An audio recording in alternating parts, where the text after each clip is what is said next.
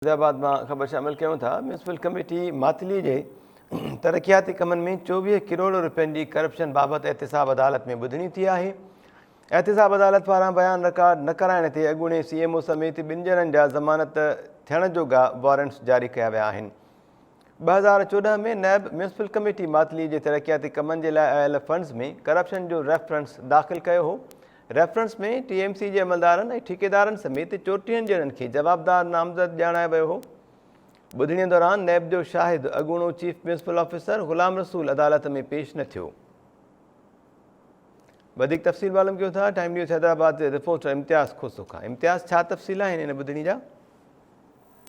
बिल्कुल Mehtab, town committee Matali के तरक्याती कमन में 24 करोड़ रुपयन की खुर्द बुर्द वाले मामले से एहतसाब अदालत पारा गवाही रिकॉर्ड न कराइण से अगूणे CMO समेत 2 ॼणनि जा ज़मानत थियण जोगा वारंट जारी कंदे बुधणी 11 दिसंबर ताईं मुलतवी करे छॾी आहे। ॿुधाए थो वञे त 2014 ईस्वी दौरान नेब तहलका म्यूनसिपल कमेटी मातली के तरक्याती कमन लाइ आयल फंडन में खूबियुनि जो रेफरेंस TMC के अमलदारन ऐं ठेकेदारन समेत 34 ॼणनि खिलाफ़ दाख़िल किया। अॼु बुधणी दौरान 33 जवाबदार वकीलन शिरपल लोहर, रियाज़त अली सेठ, आरिफ कलर, मकेश मेंगवाण ऐं ॿियनि विस्पत अदालत में पेश किया हुआ। वकीलन जो चवणु आहे त अॼु बुधणी दौरान नेब जो जेको गवाह आहे अगूणो chief municipal officer Ghulam Rasool, उहो अॼु पेश न आहे थियो। अॼु हुनखे गवाही ॾियणी हुई, जॾहिं त हिकु जेको जवाबदार आहे हिननि 34 ॼणनि मां उहो बि जवाबदार गैर हाज़ुर हो। अदालत 2 ॼणनि जे गैर हाज़ुर रहण ते सख़्त कावड़ जो इज़हार कंदे संदन ज़मानत थियण जोगा वारंट जारी किया आहिनि। खेनि ईंदड़ बुधणी ते पेश थियण जो बि हुकुम ॾिनो आहे। नेब इन रेफरेंस में ॼाणायो हो त टाउन ऑफिसर्स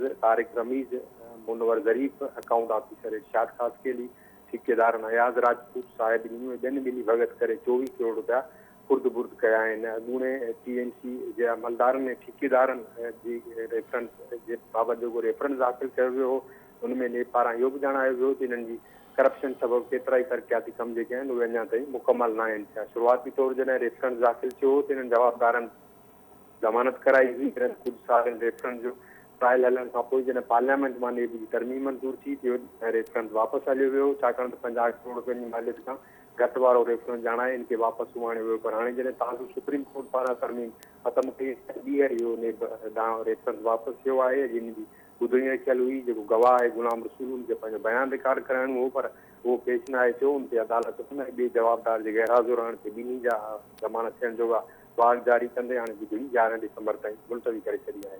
जी मेहताब। इम्तियाज़ खोसो, महिरबानी अवां जी।